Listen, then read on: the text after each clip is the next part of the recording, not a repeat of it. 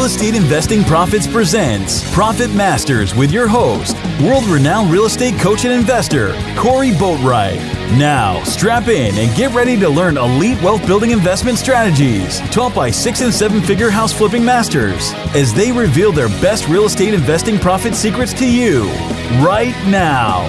What is going on? How are you doing? This is Corey Boatwright. I am your host of Real Estate Investing Profit Masters podcast series here, CEO of Real Estate Investing Profits. I hope you're having a productive, phenomenal, fun day today, and I'm bringing you another guest. His name is Josh Schoenly. He's actually somebody that focuses heavily on digital marketing for real estate investing agents and real estate investors alike. He knows his stuff. As you're going to see, we went through a 4-step process that he goes through and identifies how best to get these prospects knocking on your door, digitally speaking, basically. And he's going to show you about the identification process, the attraction process, the connection, and the conversing process. We're going to have everything in the show notes, so make sure you check that out. And of course, we ask him all the hard questions that you ask me to ask my guests, so I'm making sure I don't leave that out.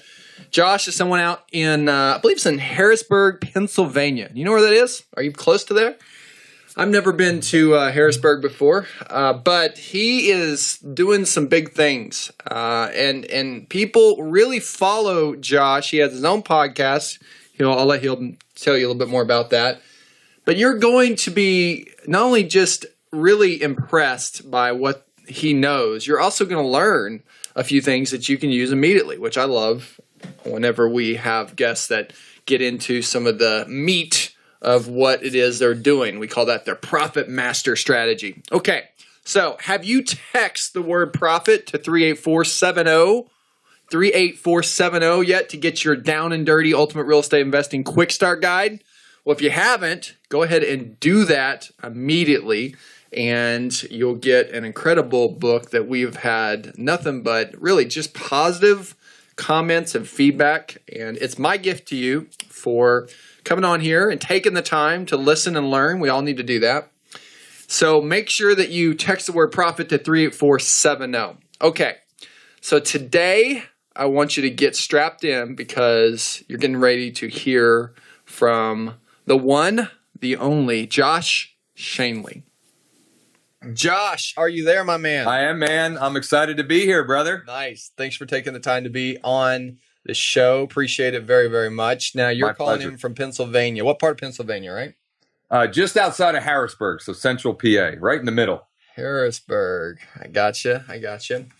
Well, obviously, on the show, we do talk about our Profit Master strategies, and this is where, investors like yourself that have been involved in real estate investing and have been involved in really marketing and really coming up with the best strategies to be able to have conversions and make money with these clients. They talk about some of their best strategies, and I know that you have been spending some time on something called Client Alchemist. So I want to go into that a little bit, but before that, if you wouldn't mind, why don't you go ahead and just tell us a little bit about your expertise and how you got involved in real estate.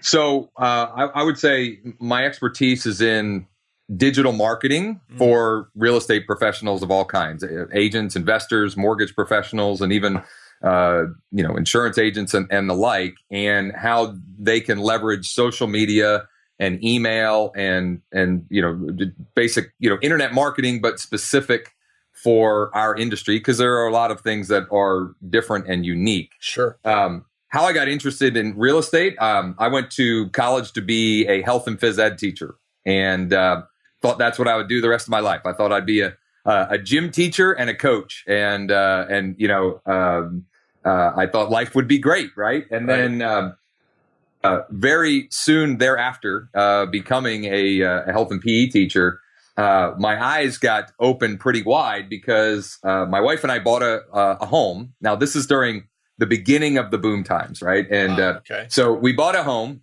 and in something like 12 or 15 months, sold the home, and really only did, like, we put in some carpet and did some painting. We didn't do anything major, right? Maybe we put in a fence. Right. Yeah. So, and we didn't buy it with the intent to sell it, right? Okay. But the market was so crazy, we sold it something like 12 or 15 months later for more. So the profit we made, quote unquote, was more than I made the entire previous year teaching. So that was like the first head scratcher, right? That'll do it, right? That'll make you.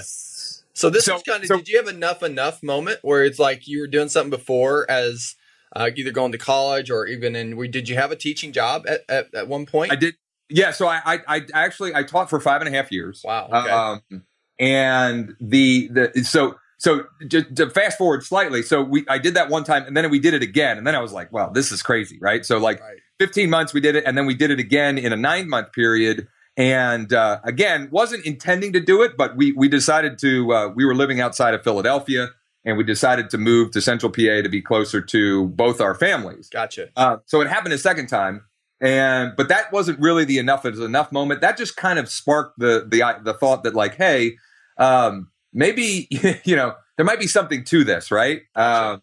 I grew up in a family of, my parents were entrepreneurial, self-employed their entire lives, never had a job. So I had that, but I never really, my parents still crack up to this day that I do what I do, because growing up, I wasn't really entrepreneurial, at least to the degree that I am now. Gotcha. So that got me thinking. And then, what really, how much did you make, by the way? Did you make $20,000-$30,000 on those type? Both of them were well in excess of 30,000, nice. Which again, at the time, and I was and I was in a pretty decent school district. Like, I was making a pretty good teaching salary, but even that was well in excess of the yearly salary. So it was just like, hey, maybe there's something here. Maybe I need to look at this as a just serious opportunity. Gotcha. And so I started to become interested in it, and from my father-in-law recommended that I talk to a buddy of his. And he recommended that I read the book Rich Dad, Poor Dad. And I mean, that just sort of totally reversed everything I thought was, to be reality, right, or whatever. Everything, the way I looked at everything, I totally just it changed everything. Yeah, right? I read the book everything too. Up. I read the book too, Josh. And I read the book, and there's a part in there where it said 9 out of 10 businesses fail. And I got really excited because I knew I just had to start 10 businesses and one of them was going to succeed. That's an interesting, I mean, there's a lesson in that for everybody listening, by the way, is that, if you can change your perspective on failure, you already win. You already win. Yes. Yeah. That book was very influential on my side as well. So what did that book kind of teach you? Teach you the fact that, you could, what you were thinking you were going to do, right? It was changed a bit because now you had a new perspective on the fact. So I had this new perspective, and the enough moment I can remember being, when you're a teacher, you have the teaching contract, right? And they have this salary scale thing where you have the column and the rows, right? Sure. And it's based upon your years and how much education you have. And I just remember looking at that and thinking, this is my value for the rest of my life. And I was like, there's no way that I'm going to let someone else, a piece of paper, dictate how much I can get paid for the value I bring to the world. And so that Kiyosaki opened my eyes, but that really was like the punch in the face. Like, this is not, I can't do this for the rest of my life. I'll regret it every way. I think by saying that, you probably metaphorically punched a lot of people in the face. Yeah. That's a big deal. That's a very big deal. So you saw bigger worth. So the evidence of worth for what you're capable of, we call it efficacy. It really blew up because at that point you thought, wow, I'm more than just this piece of paper. I have more ideas, more things I could do. I'm more creative than just following this kind of set little column. Yeah. And I wasn't comfortable letting someone else dictate what I would be compensated for, whatever value I'm bringing, and just being stuck in that box. It just wasn't something I was going to be. I knew I would regret it forever, if I didn't do something different. Okay, so take us from that moment on. So that's your enough's enough. Now you're going to change. Did you start going immediately into real estate because that's what you had some success in? Yeah, so I did. I remember the first deal I did, besides the two houses that we just kind of, for lack of a better term, got lucky on more than anything else. I remember the first place. It was this 100-plus-year-old, just dilapidated two unit that was. Just a money pit, an absolute train wreck money pit. Let's talk about that. I want to talk about some mistake. You say money pit. That's a kind of a negative, a negative thing. So I want to hear about the money pit. But what was one of your big influences besides Robert Kiyosaki for real estate investing specifically? Did you have somebody else that you saw? I'll tell you what. I even before the gentleman I mentioned recommended Rich Dad Poor Dad. I remember reading a Russ Whitney book, and I don't even remember which one. Okay. Because I know he has several, but I remember reading a Russ Whitney book, which is really. And I probably saw, a TV ad or something, is my guess. I don't even remember for sure, but I'm pretty sure I remember seeing some kind of video of him and then reading one of his books. I probably could dig it up in my library. I probably should do that. But that was probably the thing, on top of the fact that, the light bulb going off during doing those two transactions, then looking at it as something that you could build like a real business around. Right. And then, you start digging into Kiyosaki, who's talking a lot about specifically real estate and that as one of, several ways to build and grow wealth. Sure. Those were the kind of things that pointed me in that direction. Gotcha. Okay. So now let's talk about maybe that mistake or that money pit you talked about. Let's go back to that. How did you get through that? What was a lesson you learned from the money pit? So here's the thing, and I've learned this is a hard lesson to learn, is that I don't think it wasn't a mistake, and I don't regret it in any way, shape, or form, because I wouldn't be where I am if I didn't take action and do that deal, right? So, but in hindsight, I could have done more due diligence on the property. I was working with it was a deal that was presented to me by a local wholesaling company. I could have done more due diligence on them. I could have and should have listened to my wife, because her intuition is much better than mine. It's funny how that works sometimes, right? Yeah. So there were a lot of red flags with it, but again, I wouldn't do it differently, because one of the things that I think has served me well, it's gotten me in trouble, but it's definitely served me well, is a willingness to just take action, to just make a decision and do something, and know that whatever happens, I'll either learn from it, I'll make the best at it from some way, and in many cases have been the reason that, in fact, I would say in every case where I've had success, it's been, I could tie it back to the ability to take action. Just to do something, and know that doing something is better than doing nothing. Making a decision is better than being in analysis paralysis mode for forever. Yeah, you don't have to get it right. You have to just get it going, right? I think sometimes that we think often we don't take action is because we want it to be perfect. We want it to be completely laid out. And I found that just the same, that the enemy of productivity is perfection. Yeah. And it just, what is perfection? It's in the eye of the beholder anyway. Yep. So I agree totally with you. Take action and figure some things out as you go. Take data points and learn as you go. Yes. Yep. Agree. Okay, let's talk about this a little bit then. What is one of your Profit Master investing strategies where you can share that with us right now? Something that's working extremely well in your business right now. Maybe either it could be for an agent or an investor. We have both that listen to the show. What's one of your best strategies as making profits right now for you, Josh? Well, I think, this is like, I look at this as somewhat an old school strategy at this point, but it still works like crazy, is just building a database of buyers and sellers through email. And how do you do that exactly? What's your strategy? Well, there are several, and I think the best ways to do it have evolved over time. But the most effective, I'm a big believer in 80-20. I love Tim Ferriss. Sure. The Pareto principles. Sure. Yeah, I mean, I like to call myself productively lazy. Like, I'm not afraid to work hard, Right. but I'm not just going to work. Like, I want to work smart and work hard at the same time. People like, think that hard work is a supplement. I mean, it's a substitute for smart work, but it's smart work. It's a supplement for hard work. You don't want to get rid of hard work. right. Yeah, Right. absolutely. And so for me right now, the place that I think, at least online, is the place where people should focus their efforts and building audiences and platforms and databases is Facebook. I mean, everybody's. Okay, so Facebook is one of the ways you're building a buyer's list and a seller's list. Yep, absolutely. Great. Because it's where people spend their time. You have to be careful. I mean, you have to do it. How to leverage Facebook today is a lot different than 2 years ago.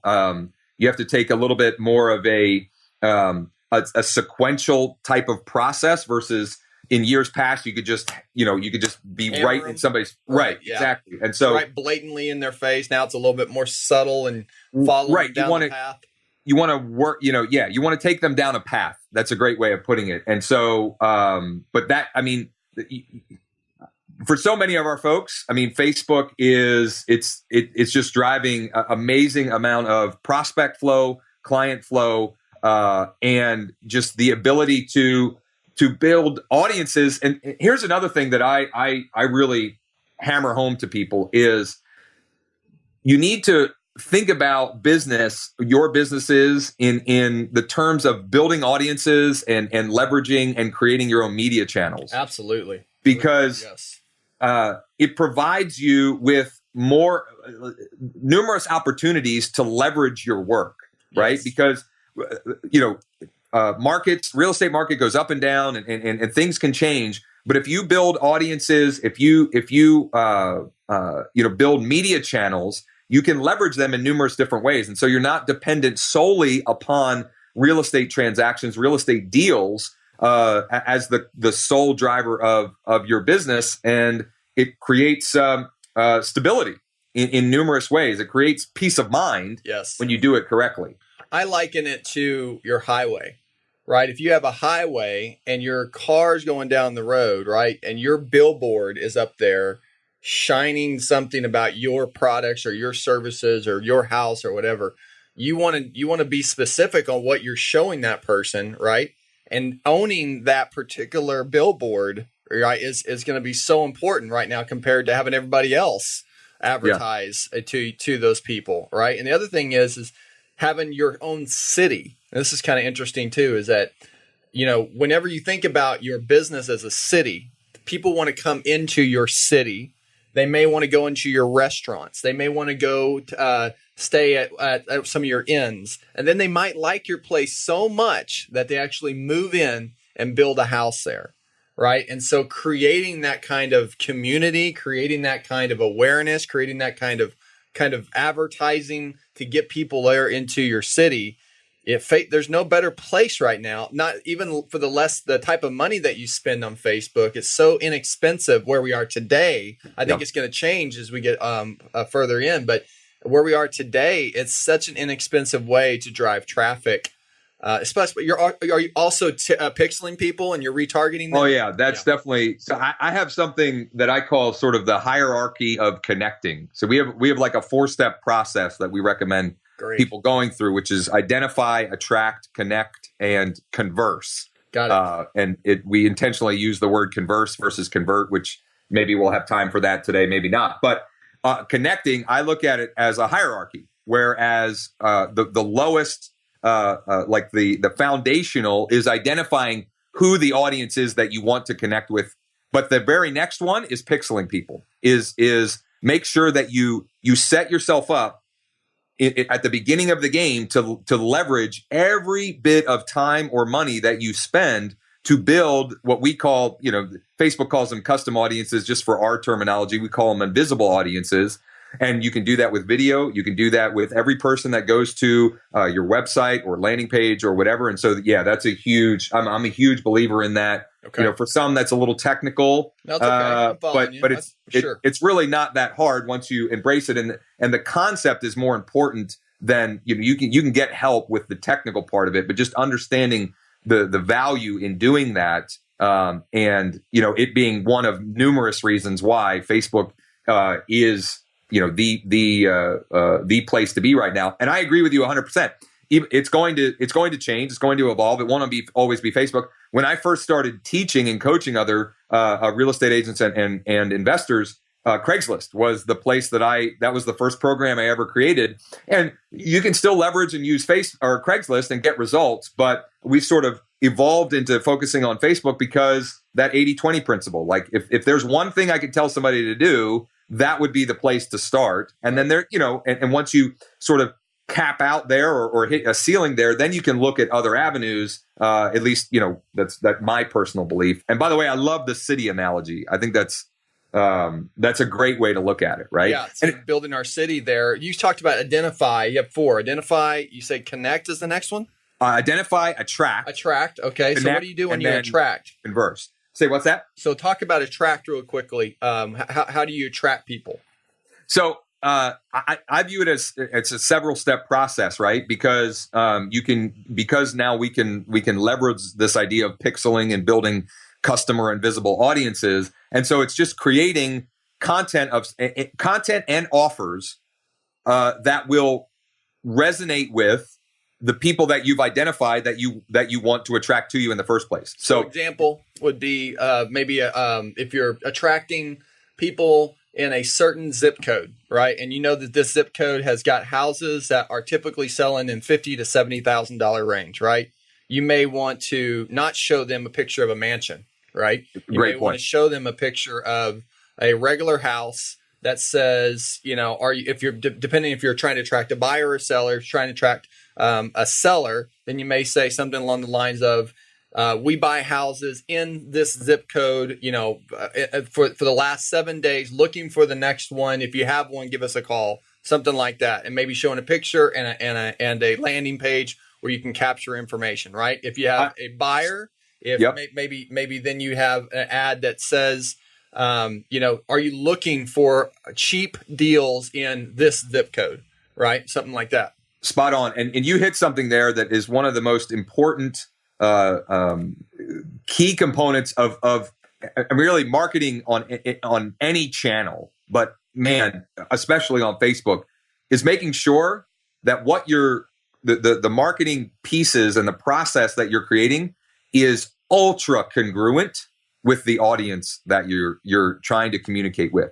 Absolutely. And the way you can do that is you gave an example of making sure that the picture fits. And it's not just mansion versus a more modest home. Sure. A real extreme example is, if I created a post like that for the zip code that I live in, and I put a home that was, like a Spanish style home, it would be completely incongruent because no one ever, there's a few eccentric people around here that have a Spanish style home, but generally speaking, that's not what homes look like, right? They're brick ranches, You want to cast the net as big as you can to be able to hit the things that most people are interested in, right? Yeah. But then you also want to target your particular area, which market you're looking at.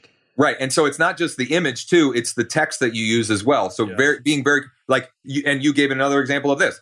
We buy houses in this zip code, and you're showing it to people in that zip code. Well, then they read that and say, it's like this guy's talking to me. Yeah, in this city. I've always found if in Oklahoma it says, looking for a deal in Edmond, right? It automatically makes me go, wait a minute, I'm in Edmond, right? Yeah. So people, I do think that people miss that. The power of your city, the power of your local, all real estate is local. And so, the power of having things are relevant to you in your area totally is incredibly, it's huge for a magnet. You talked about connect. How do you connect? So we've got what we call a hierarchy, and the first is just getting really clear on who the audience is. Okay. Right? Is it potential cash buyers in a specific zip code? Is it potential sellers in a zip code? Whatever the case may be. The next level is that invisible audience. It's pixeling people. Okay. The next level after that is building a fan base, people that because it's another way that you can retarget on top of pixeling. Right. And then connecting at the next level would be an email inquiry, like they fill out a form on a landing page, or they might message you, they might send you an email. It depends on the kind of post or message, the marketing message that you're putting out there. Got it. The next level is them calling or texting, right? Getting potential clients to call or text you. So is that in the converse section then? Right. Yep. Okay. So that's so yes, that they kind of bleed together, right? Because it all kind of works that way. And since you brought it up, I specifically use the word converse, and I know I know you'll like this because I've known you for a long time, and I know I'll just get into it. So I focus on converse because when you focus on converting, you are really creating the perception or the reality of you're being salesy, right? You're being a salesperson, and like it or not, the general public has a negative reputation about salespeople unless you're a salesperson, and even then, some salespeople have a negative. But when you focus on conversations and conversing, what you're really doing is you're putting your focus on serving. Absolutely. And and also stories. Yes. Because whenever you're conversing, you're telling some type of story. There's something there's a story involved. There's a conversation of something happened to you or something you're interested in them. Absolutely. And it's about, it also puts your emphasis on listening, right? Versus telling. And, I've one part of the story we didn't get into is, I've tried a bunch of different network marketing companies as well for the same reasons. And I remember one of the founders of the network marketing company would say all the time that people hate to be sold, but they love to buy. Yes. And my variation on that is people hate to be sold, but they love to be served. And so if you can figure out how to put yourself in a position to serve more people, you won't have to do selling. It'll happen naturally. Absolutely. It's just a natural progression of a conversation. Absolutely. Couldn't agree more. As remember, be a servant has been a big part of just the thread of my being. And I think that it's been one of the most eye-opening things of life in terms of fulfillment. And also really selfishly, it's opened up even more doors than I even could imagine happening. So I agree 100% that asking how you can serve someone first is really interesting, because from there they also tend to say, how can I help you too? Yep. And when that happens, it's usually great. All right. So I love this. I'm going to put all this in the show notes. So we got identify, track, connect, and converse. I know you have a lot more in depth about that. I want to do kind of a shotgun round here of going faster on some of these other questions, because we got quite a few, and we ask our guests these same things. And a lot of folks that come listen, they're interested in these questions too. So what's one piece of advice that you'd share about running a successful real estate business, Josh? It's, I would say it's really knowing your numbers. Gotcha. That is something that I continue to hone and get better at, and also knowing that if that's not a strength of yourself, you got to find somebody else that you can trust to do it.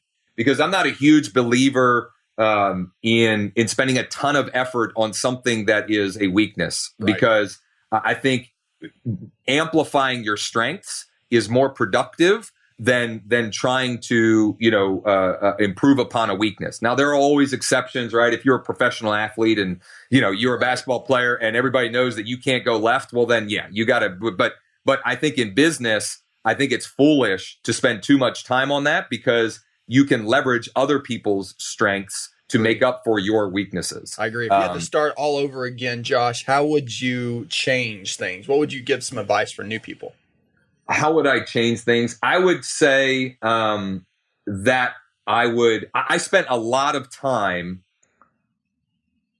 chasing different strategies and different ways of doing business, even different businesses, with the idea of multiple streams of income, right? And there's some truth to that. But in hindsight, I wish I would have picked one thing, put blinders on, and just gone for that. And then once you sort of get to a level where that is, I'm not a huge believer in automation, but is as automated and systemized as possible, and you feel like you have the energy to go elsewhere, that is what I would do. Because my first breakthrough happened when I did that. When I put on blinders, I said, I'm enough with all these different things. I'm going to put blinders on. I'm going to focus on this one thing. And when you do that, it is amazing what can happen in a short period of time. I mean, a month, 3 months, 6 months, 9 months. If you can put those on and just go in one direction, man, your world can totally change. Everything changes. So think about all the energy it takes for you to do all those other things. Yeah. And you're really going with more is more. And at the end of the day, more is less. Yeah. And you think more is more, because you see all those other multiple streams of income. The reality is that those multiple streams of income are very small, if anything, compared to what your power of focus. I've seen this in many of my friends' businesses happen. Same kind of story. Whenever I started short sales, my focus completely on short sales back in that boom, 2007, 2008, it just really took off. So couldn't agree with you more. What's one of your favorite motivational business quotes? Motivational business quotes. I don't know who to attest this to, but just the idea of taking consistent, imperfect, right actions. I like that. Just moving a step forward every day. Yeah, doing something, just moving the needle a little bit, and we talked about it already. Just being willing to take action. Just do something in the direction of where you're trying to get to. One little thing. Don't let your head hit the pillow that night without doing something, however big or little, something in that direction. I like that. Would you have a book that you recommend? Maybe one that's really changed your life? I would say one that I've read probably even more than Rich Dad, Poor Dad is Secrets of the Millionaire Mind. T. Harv Eker. I've read that book a bazillion times. It retrains everything you've ever thought about learning growing up. It's an incredible book. Yep. In fact, as we're recording this, I'm looking ahead. I've got his the declarations. See, the declarations from the book are posted on my corkboard. I look at them often. So that has been one that has been. I mean, books in general. Gosh, I've got so many that have changed my life. But if you had to ask me one, I would say that's the one that jumps out for me for this audience. That makes sense. Great. We'll put that in the show notes. Great book. Yeah. You have a favorite mobile app that you use? I know you're a techie. I'm a little bit techie too. Which mobile app do you use in your business every day? Yeah, it's funny. I am kind of techie, but I also feel like, man, stuff is moving so quickly that I fall farther and farther behind. I mean, I would say the thing that I use the most is the podcast app. And I know it's native on iOS, but it is amazing. It's a good one. I mean, Cast is a little better, I think. Okay. I like the podcast, but this one called Cast right here, if you can see this. Oh, it's got a little bit more. And so if I click on one of my favorite right now, and I heard Justin Williams turn me on to this, the Nathan Lacka's The Top. Nice. Podcast. And it's about 15 minutes of these top investors in the country, not just in real estate investing, but owning all these different businesses. These guys have done, 50 million, 100 million, up to 500 million, close to $1 billion valuation of some of their companies, all the way down to a couple $100,000. And he gets 15 minutes to ask them their hardest questions of where they make money from, their marketing, how they in it. He just he machine guns the questions. And what I like about this is, I don't know if you can see this. So whenever you click on it, you can go up to 3 times the speed. Or is it 2 times? 2 times the speed, which is great because I listen to things faster, and I know if you haven't done that, listening to things double it actually helps you remember it better.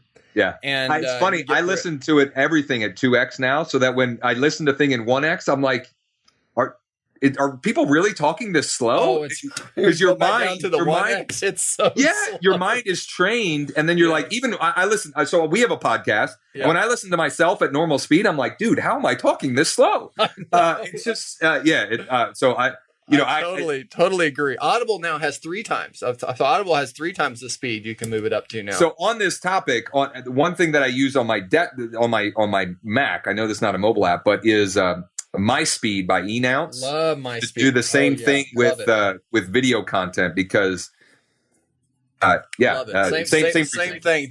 Funny. My Speed recently made an update, and so it's crazy on your Google Chrome. You have to deactivate some things, or it won't work on your Google Chrome.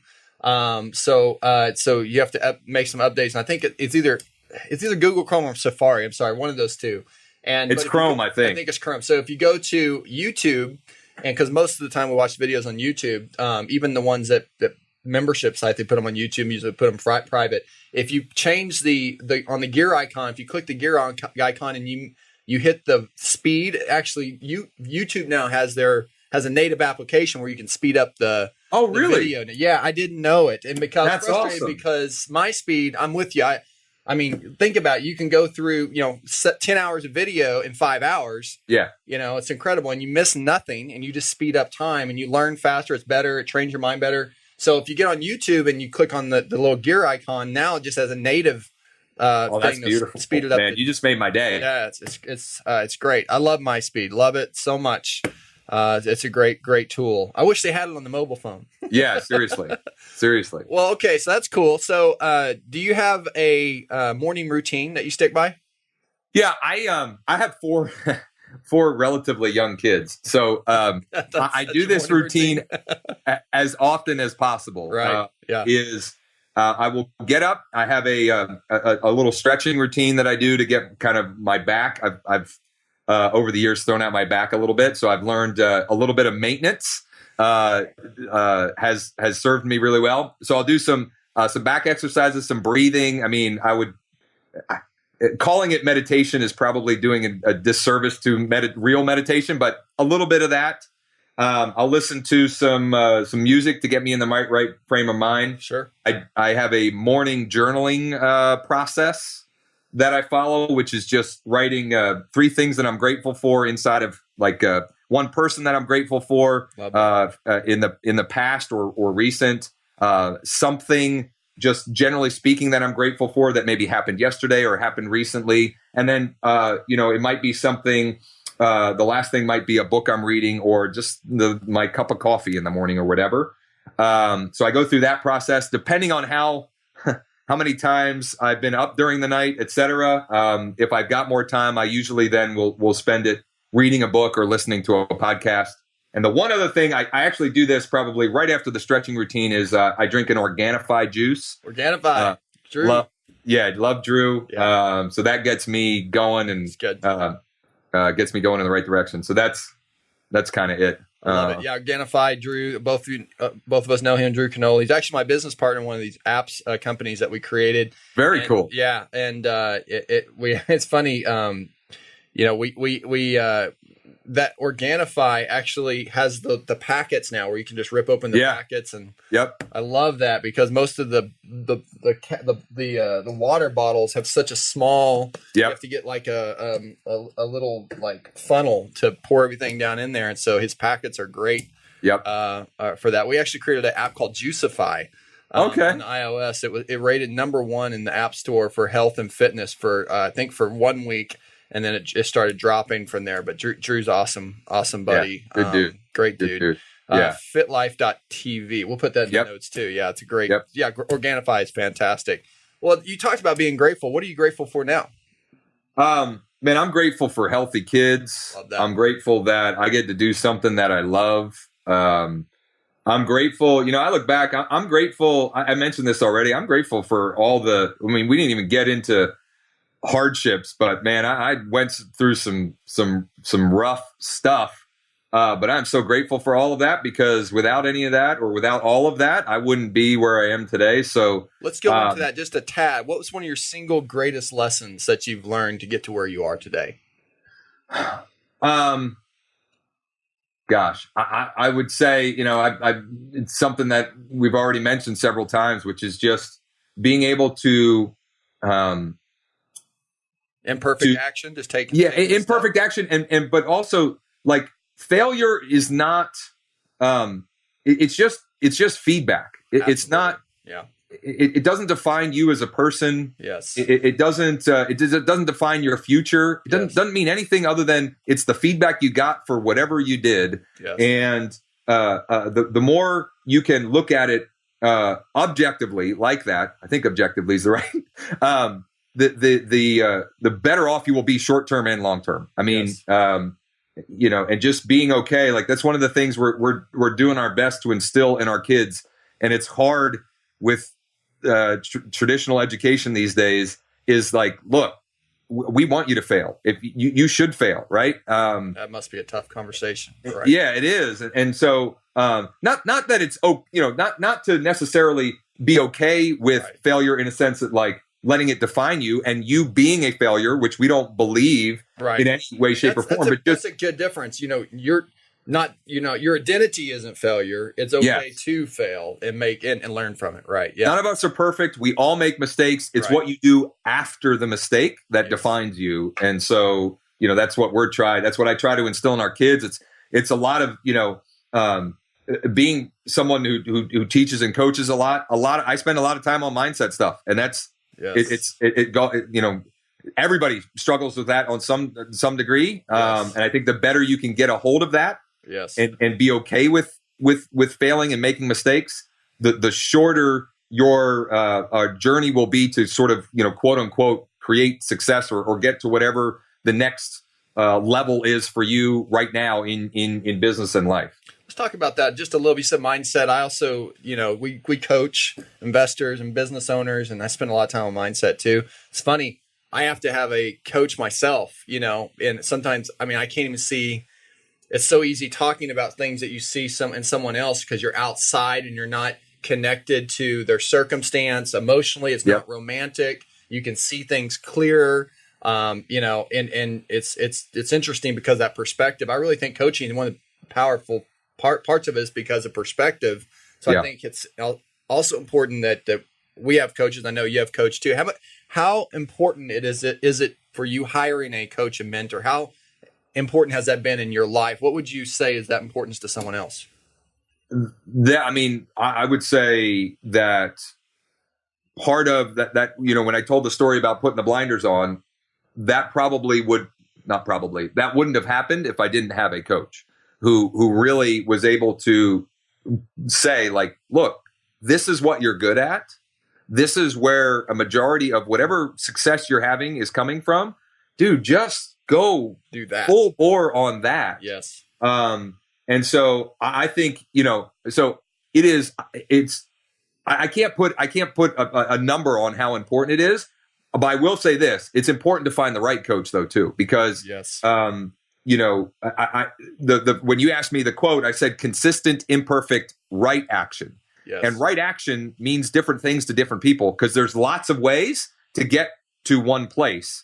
And the right way for me is not the right way for you, is not the right way from somebody else. And so, and the right place is different for all of us too, right? Yes. Because some of us are meant to build huge multi-million-dollar companies. Yes. Some of us are meant to, I think we're all meant for great things, right? But great things differ by people. And so I think one of the important things I would say that I have learned but still struggle with is you have to define what success is for you. Yes. And then go find the right person to help you achieve that, what success is for you. Because if you are trying to chase after something that really isn't who you are, then the right coach, the best coach isn't going to help you achieve something that you aren't, or that isn't really true to the core of who you are and the level that you are really trying to get to. Right. And so I see a lot of people struggle with that. There's lots of cliches, but putting their ladder on the wrong building, or whatever, just chasing after the wrong things. It is so important to not get a coach that's going to pet you like a cat.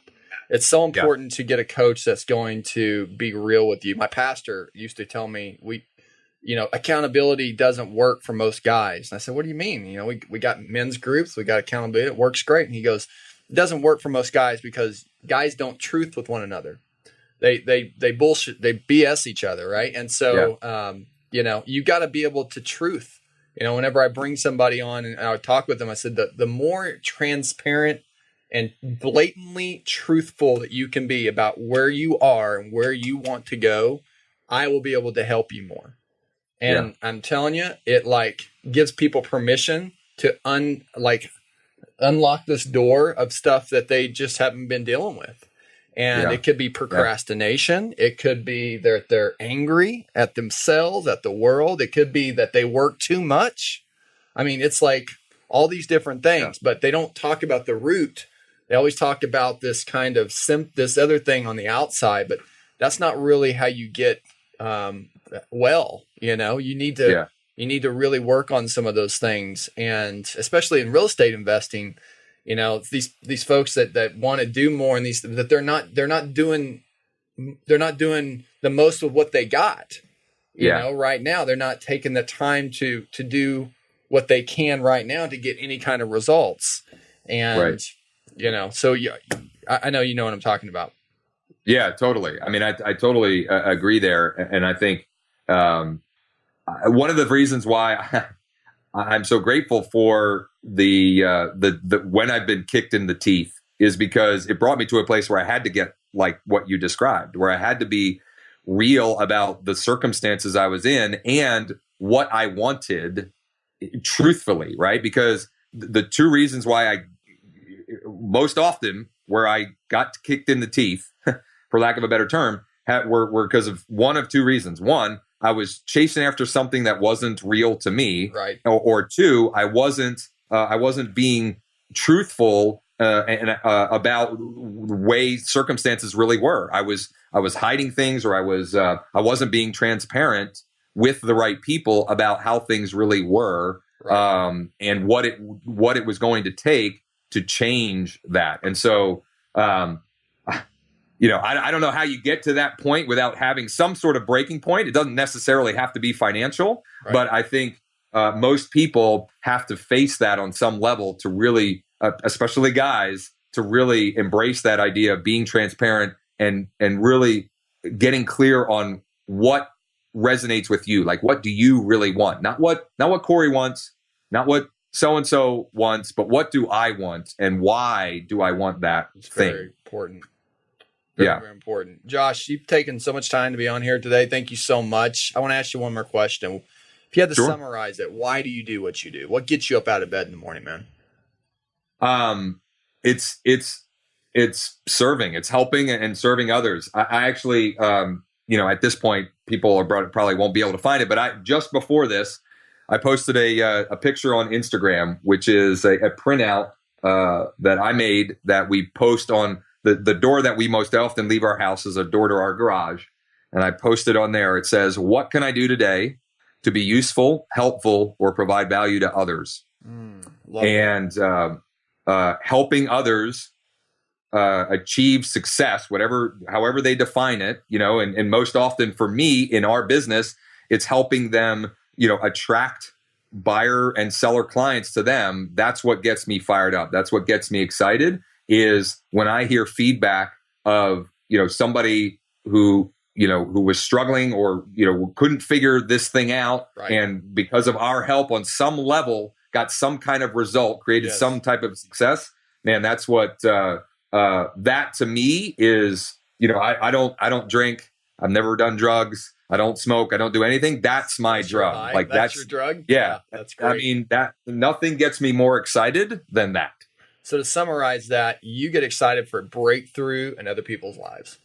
Yeah, totally. Yeah, their breakthroughs. That's fantastic. I love that, man. What a great thing. How great is that for your kids to see that too, and being able to be an example for them? That's really such a blessing. So thank you for taking the time to be on here and put all this information. Man, I appreciate you having me. Yeah, it's great. I'm gonna put all this information in the show notes, so everyone will have it. Everything that we went over, every kind of link, any kind of reference point that we have. Lastly, how can we serve you? What's the best way that we can get in touch with you? What do you need, some assistance with right now? Well, I mean, I would love it if the listeners would check out our podcast. The podcast is called The Client Alchemist Show. I'll get you some links for the notes. Specifically, there's 4 episodes where I dive into the 4 identify, attract, connect, and converse. They're episodes 2 through 5. Right. So for anybody who wants to dive deeper on those, and I would love to hear feedback from any of your listeners. I read and respond to every one of my personal emails. They can hit me up at josh@clientalchemist.com. Yep. Or on Facebook as well. You can find me there. Love it. I love it. That's great. Great. All right. Well, I appreciate it very, very much. And make sure you're on this next podcast. We'll bring people on just like Josh. They're rock stars. Thanks for knocking it out of the park here, Josh. I appreciate it. Thank you, man. Appreciate you. Awesome. Remember, be a servant. Talk to you later. Hi, this is Corey Boatwright, and I have a quick question for you. What is the fastest way to reach your goals?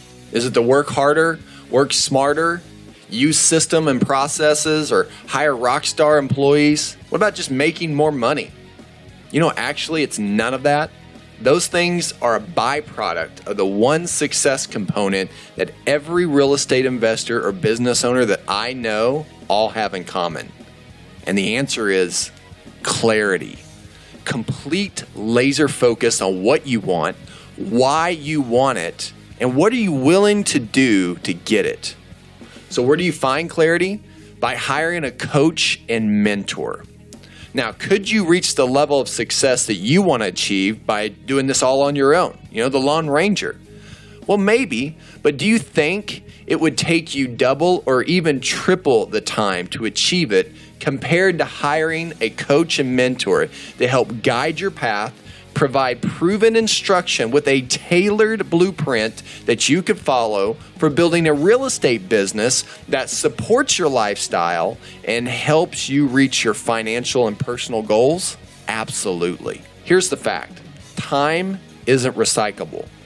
So I would like to ask you to make good use of it and extend a personal invitation for you to book a phone coaching strategy session by going to callwithcorey.com. That's callwithcorey, Corey spelled CORY.com. I'm going to ask you a few quick questions on that page, and we're going to go over and see how we can make sure that your business is on path to reach the goals that you want this year. So go to callwithcorey.com, that's CORY, and book your phone coaching strategy session today. Remember, be a servant, and I'll see you on there. You've been listening to another Real Estate Investing Profits Master Podcast series. To receive your free real estate book, Down and Dirty, Ultimate Real Estate Investing Quick Start Guide, how to quit your job to start flipping houses in 90 days or less, head online and go to realestateinvestingprofits.com. And don't forget to follow us on Facebook at facebook.com/Real Estate Investing Profits. Thanks again for listening, and stay tuned for our next episode.